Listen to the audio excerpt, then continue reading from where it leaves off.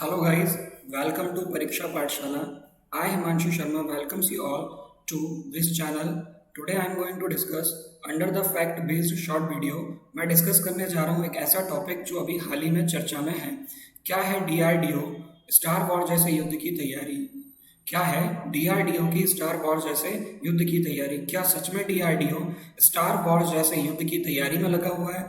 ऐसा क्या काम कर रहा है, इस पर हम चर्चा करेंगे और एक पूरा डिस्कशन होगा हिंदी में। चलिए तो शुरू करते हैं हमारा शो। उसके पहले मैं आपको बता देता हूँ, परीक्षा पाठशाला सोशल मीडिया प्लेटफॉर्म्स पर अलग अलग जगहों पर आपको मिल जाएगा, जैसे कि यूट्यूब पर आप जुड़े हुए हैं, यदि चैनल को सब्सक्राइब नहीं है तो सब्सक्राइब कीजिएगा।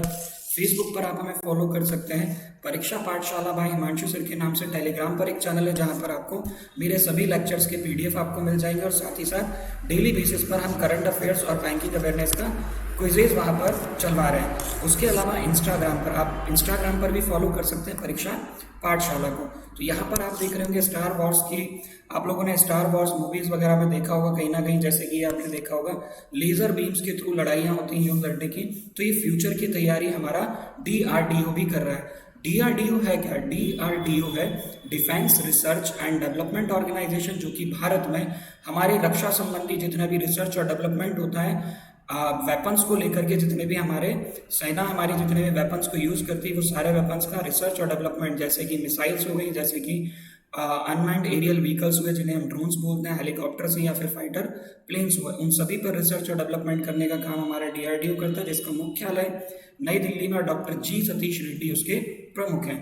चलिए तो यहाँ पर एक न्यूज हेडलाइन मुझे मिली, DRDO plans to Star Wars style weapons for battles of future. DRDO plan कर रहा है स्टार वॉर जैसे ही लड़ाई लड़ने की, जो कि फ्यूचर के लिए काम आएगी, जो कि भविष्य में काम आ सकती है। यहाँ पर आपको दिखाई दे रहा होगा कि एडवांस तरीके का वेपन है जो कि अपन नहीं देख पा रहे हैं। यहाँ पर कुत्ता है, एक डॉग है, और यहाँ पर एक पर्सन है जो कि बहुत ही ज्यादा एडवांस वेपन से लेस है। तो यहाँ पर आपने को देखने को मिल रहा होगा research and development organisation is now planning a national programme, एक नेशनल प्रोग्राम चला रहा है जो कि डायरेक्टेड एनर्जी वेपन्स की बात करेगा। डायरेक्टेड एनर्जी वेपन्स की हम बात कर रहे हैं, जो कि high laser and high powered microwave से लेस होगा, which are increasingly being considered crucial around the world for the contactless conflicts of the future. आने वाले टाइम में हम बिना लोगों तक पहुंचे, मतलब आपको युद्ध लड़ने के लिए किसी के आमने सामने नहीं आना पड़ेगा, आप बिना उनके आसपास जाए भी युद्ध में शामिल हो सकते हैं। उसके लिए जो ड्यू है, ड्यू का फुल फॉर्म याद रखेंगे, डायरेक्टेड एनर्जी वेपन, जो कि इलेक्ट्रोमैग्नेटिक सिस्टम पर काम करेंगे। The national programme will be have short, medium and long term goal. इसमें 3 तरीके के नेशनल कार्यक्रम चला रहे हैं। एक शॉर्ट होगा जो कि बहुत कम टाइम के लिए चलेगा, मीडियम मतलब मध्यम, और लॉन्ग टर्म मतलब लॉन्ग टर्म के जो हमारे गोल्स होंगे उसको लेकर के चलेगा। Eventual being a develop of difference due, due का मतलब आपको फिर पता चल गया। डायरेक्टेड एनर्जी वेपन्स की हम बात कर रहे हैं, जो कि वेरिएंट्स होंगे जो कि 100 किलोवाट 100 किलोवाट की पावर्स के साथ होंगे, in collaboration with the domestic industry source side. मतलब इन्हें अपन जब डेवलप करेंगे तो ये हमारे घरेलू जो भी इंडस्ट्रीज हैं उसके साथ में इसका हम डेवलपमेंट मतलब विकास करेंगे। अब आप यहाँ पर देखेंगे DRDO has been working on several DO projects for long ranging from chemical oxygen iodine. बहुत टाइम से हमारे जो लॉन्ग रेंजिंग की अगर अपन बात करें तो जो DRDO बहुत लंबे टाइम से काम कर रहा है, बहुत बड़े बड़े प्रोजेक्ट्स पर, जो कि रेंजिंग जिनकी long ranging from chemical oxygen iodine पर काम कर रहा है, और साथ ही साथ हाई पावर फाइबर पर काम कर रहा है, जो कि laser to a secretive Kali particle beam weapons for soft kills. छोटी सॉफ्ट किल्स के लिए हमारे पास में काली नाम की क्या होंगे, यहाँ पर लेजर पार्टिकल्स होंगे।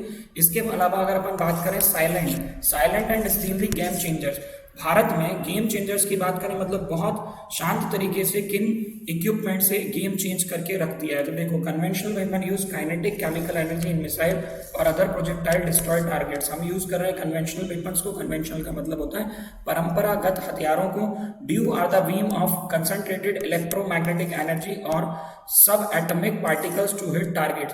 ये इलेक्ट्रोमैग्नेटिक वेव्स होती हैं, और साथ ही साथ हम बोल सकते हैं इसमें ये सब एटॉमिक पार्टिकल होती हैं जो कि टारगेट को हिट करने के लिए यूज की जा रही हैं। They can be high energy solid state lasers, high power microwaves and charged particle beams। ये लेजर जो होती हैं, जिसे हम सिर्फ लेजर के नाम से जान रहे हैं, high energy solid state lasers हो सकती है, हाई पावर माइक्रोवेव्स और चार्ज पार्टिकल बीम हो सकती है, जो कि किसी भी तरीके के जो हमारे दुश्मन होंगे उनको डिस्ट्रॉय कर सकते हैं। दुश्मन का मतलब सिर्फ इंसान नहीं होता, दुश्मन का मतलब दुश्मन की तरफ से आने वाली मिसाइल और उसके अलावा हम बात करें एयरक्राफ्ट या फिर एयरक्राफ्ट के द्वारा होने वाला हमला। तो ड्यूज को दो टाइप से अगर अपन देखें यहाँ पर क्या कर दिया, टू मेजर सब सिस्टम है, एक तो लेजर सोर्स है, एक बीम कंट्रोल सिस्टम होगा। Military a laser weapon would require 500 kilowatt beam to destroy an incoming missile. Oh my God, 500 kilowatt की यहाँ बीम रिक्वायर्ड होगी जो कि मिसाइल दुश्मन की तरफ से आ रही है उसको डिस्ट्रॉय करने का काम करेगी। ऑपरेशनल एडवांटेज की बात करें तो pin point accuracy, speed of time, इस टाइम इसकी जो स्पीड होगी स्पीड ऑफ लाइट के साथ चलेगा, और पिन पॉइंट का मतलब होता है एक बहुत छोटे टारगेट को भी ये खत्म करने के लिए कैपेबल होगा। लो कॉस्ट का मतलब है सबसे कम अमाउंट में जो हम मिसाइल पर खर्च कर रहे हैं उससे कम अमाउंट में ही बन जाएगी। Can engage multiple target with rapid retargeting, मतलब बार बार हम टारगेट करके बहुत सारे अलग अलग मल्टीपल जो हमारे टारगेट्स होंगे उनको खत्म कर देगा। Can be use endlessly power supply adequate minimum collateral damage, सबसे कम डैमेज के साथ में ये काम करेगा। ठीक है, यूज ऑफ लेजर्स, इसका हाल ही में यूज किया गया था। जो हमारे प्रधानमंत्री जी हैं उनकी सुरक्षा 15 अगस्त को जो सुरक्षा दी गई थी हमारे प्रधानमंत्री जी को, उसमें अनमेंड एरियल व्हीकल जो ड्रोन है इसको एंटी ड्रोन सिस्टम के लिए यूज किया गया था कि दूर से आने वाला 25 किलोमीटर दूर भी अगर कोई ड्रोन आ रहा है तो उसे वहीं के वहीं लेजर के थ्रू खत्म कर देगा। इसका उपयोग अभी हाल ही में 15 अगस्त 2020 को माननीय प्रधानमंत्री जी की सुरक्षा में लगाया गया था। ठीक है, तो ये सिस्टम आपको पता चलेगा, इसका यूज कर ही रहे हैं हम लोग। आगे हम बात करते हैं US, Russia, China, Germany, Israel have developed DEWs to destroy drones, vehicle, boats, etc. Already US, Russia, China, Germany और इजराइल के पास में ही है और हमारे पास भी अभी ये सिस्टम आ गया है। High power laser for use as deadly long range weapon still being developed, और इसे डेवलप किया जा रहा है। साथ ही साथ हम बात करते हैं इंडिजीनस की, भारत इसको स्वदेशी मतलब अपने देश में ही हम इसे तैयार कर रहे हैं। आगे अगर अपन बात करें तो DEWs has now gained urgency amid to ongoing military confrontation with China in eastern Ladakh. अब इसकी हमें अचानक से जरूरत पड़ गई क्योंकि आप सभी को पता होगा चाइना में जो भारत के साथ में कॉन्फ्लिक्ट चल रहा है, जो विवाद चल रहा है, उसमें हम इसका यूज कर सकते हैं। आगे अगर हम बात करें इसके बाद में तो यहाँ while one of the trailer mount ड्यू with a 10 kilowatt laser engage aerial target 2 kilometre range, मतलब 10 किलोवाट का अगर लेजर इसमें है तो ये एरियल टारगेट को 2 किलोमीटर दूर से भी खत्म कर सकता है। आगे हम बात करते हैं 2 kilowatt laser for 1 kilometre range. अगर अपन बात करें 10 किलोवाट की तो 2 किलोमीटर पे खत्म कर देगा। 2 किलोवाट का अगर लेजर लेते हैं तो 1 किलोमीटर की रेंज के साथ ही क्या कर सकता है, दुश्मन से तरफ से आने वाले जो इक्विपमेंट्स हैं, जो वेपन है, उसको डिस्ट्रॉय कर सकता है। Successfully demonstration to armed forces, इसका हम सक्सेसफुली क्या कर चुके हैं, टेस्ट कर चुके हैं। The two system can bring down micro drones bye either jamming their command and control links or damaging their electronics through the laser based tube। हमें बताया गया है, ऑफिशियल्स ने बताया, मतलब अधिकारियों के द्वारा सूचना मिली है कि जो ड्रोन्स होते हैं, माइक्रो ड्रोन्स का मतलब होता है जो छोटे ड्रोन्स होते हैं, उनको कैसे गिराया जा सकता है, दो तरीके से। या तो उनके कमांड को जैम कर देता है किसके थ्रू, लेजर बीम्स के थ्रू, या फिर उनको इलेक्ट्रॉनिक मैग्नेटिक जो हमारी वेव्स होती है उसके थ्रू उनको मार गिराता है।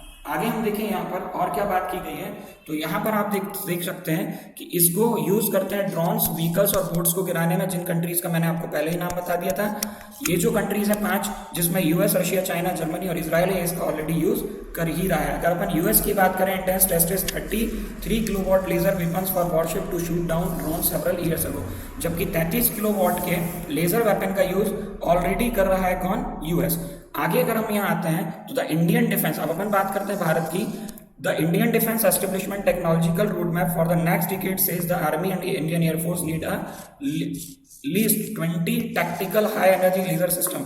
और बोला गया कि आने वाले 10 सालों में हमारी भारतीय सेना और भारतीय वायुसेना को किसकी जरूरत पड़ेगी, ऐसे 20 लेजर सिस्टम्स की हमें जरूरत पड़ सकती है, जिनकी अगर अपन बात करें, जो कि अभी सिर्फ और सिर्फ किनको खत्म करने के लिए सहायक होंगे, स्मॉल टारगेट्स को। और आगे अगर हम बात करें इलेक्ट्रॉनिक वॉरफेयर की, तो रडार सिस्टम और उसकी रेंज होनी चाहिए 6 से 8 किलोमीटर फेज 1 में, और फेज 2 में अगर अपन बात करें तो उसकी कितनी होनी चाहिए, इसकी कैपेसिटी होनी चाहिए 20 किलोमीटर तक पहुंच जाने की। आगे अगर अपन बात करते हैं इसके बाद में, नेक्स्ट इसके बाद हम बात करें यहाँ पर, तो यहाँ पर आपको दिखाई दे रहा होगा Similarly, at least 20 high-power electromagnetic weapon systems are required for the forces with 6 to 8 kilometre range in phase 1 and over 15 kilometre in phase 2। मतलब पहले 6 से 8 किलोमीटर की रेंज वाले चाहिए phase 1 में, phase 2 में जो कि 15 किलोमीटर की कैपेसिटी रखते हो। As reported by Times of India, जी हाँ दोस्तों, ये टाइम्स ऑफ इंडिया से लिया गया एक आर्टिकल है, उसकी हम बात कर रहे हैं। As reported by Times of India last month, the ongoing army study on Nice and disruptive warfare technologies has identified dues as one of the focus area. जैसा कि टाइम्स ऑफ इंडिया को अधिकारियों ने बताया, उसके हिसाब से अगर देखा जाए तो ड्यू एक बड़ा यहाँ पर टारगेट एरिया जिस पर बात की जा रही, मतलब आने वाले टाइम में भारत में डीआरडीओ इसकी तैयारी कर चुका कि यदि भविष्य में हमें ऐसी लड़ाई लड़नी होगी जिसमें हमें डायरेक्टली आमने सामने नहीं लड़ना होगा और दुश्मन के ड्रोन बोट्स या उसके एयरक्राफ्ट को गिराना होगा तो हम लेजर बीम्स के थ्रू गिरा देंगे, सेम वैसे ही जैसे कि स्टार्स वॉर मूवीज में आप लोगों ने देखा होगा। चलिए दोस्तों, तो यहाँ पर सेशन एंड करते हैं। जुड़े रहिएगा चैनल से। यदि आपको सेशन पसंद आया तो सेशन को लाइक जरूर कीजिएगा, वीडियो को शेयर करिए और चैनल को सब्सक्राइब जरूर कीजिएगा। आप सभी का बहुत बहुत धन्यवाद। चलिए मिलते हैं हम नेक्स्ट सेशन में। Thank you so much. आप सभी का बहुत बहुत धन्यवाद।